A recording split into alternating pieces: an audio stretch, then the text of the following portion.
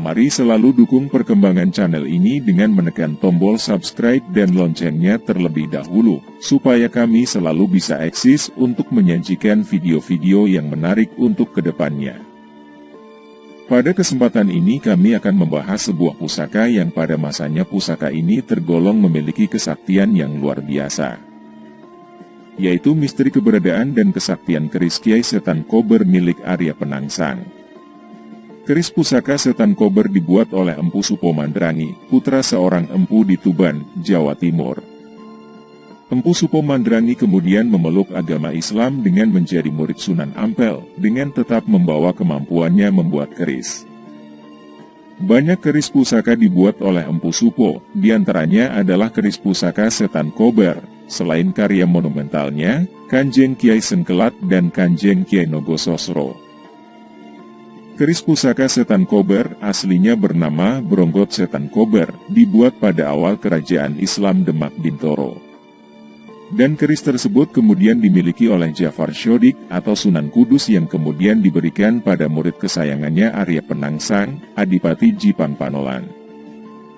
Keris pusaka Setan Kober sangat ampuh, tetapi membawa hawa panas, sehingga yang membawa keris tersebut akan mudah marah. Sifat pemarah Arya Penangsang pun sebenarnya terbawa oleh hawa perbawa pusakanya itu. Keris ini lalu menjadi senjata andalan milik Arya Penangsang yang kemudian digunakan untuk membalas kematian ayahnya. Dalam Babat Jawa menceritakan bahwa Arya Penangsang ini bermusuhan dengan saudaranya sendiri yaitu Sultan Pajang atau Mas Karbet. Latar belakang dari permusuhan keduanya ini adalah tidak lain mengenai daerah kekuasaan. Arya Penangsang ini berusaha untuk menguasai Pajang sehingga sudah lama merencanakan untuk membunuh Mas Karbet, namun usahanya tidak pernah berhasil. Arya Penangsang juga membunuh saudaranya yang lain, salah satunya yaitu suami dari Ratu Kalinyamat, sehingga hal ini menimbulkan permusuhan di antara keduanya, dan juga dendam dari Ratu Kalinyamat. Hal inilah yang kemudian mendorong Sultan Pajang atau Sultan Hadiwijaya untuk mengadakan sayembara. Dalam sayembaranya menyebutkan bahwa siapa saja yang dapat membunuh Arya Penangsang ini akan diberikan daerah kekuasaan atas Pati dan Mataram. Dengan senjata andalan Kiai Setan Kober, Arya Penangsang berhasil meluluh lantahkan wilayah Pajang dan mengalahkan prajurit-prajurit Pajang. Hingga pada akhirnya Arya Penangsang berhadapan dengan Sutawijaya yang berbekal pusaka tombak Kiai Pleret. Dalam pertempuran keduanya inilah, kemudian Arya Penangsang terkena sabetan yang membuat isi perut dan ususnya terurai keluar. Kemudian Arya Penangsang dengan sigap menyangkutkan burayan ususnya itu pada warangka atau sarung keris yang terselip di pinggangnya dan terus bertempur. Saat berikutnya, Sutawijaya terdesak hebat dan kesempatan itu digunakan oleh Arya Penangsang untuk segera menuntaskan perang tanding tersebut. Kemudian Arya Penangsang mencabut keris dari dalam warangka, dan tanpa sadar bahwa wilah atau mata keris Kiai Setan Kober, langsung memotong ususnya yang disangkutkan di bagian warangkanya.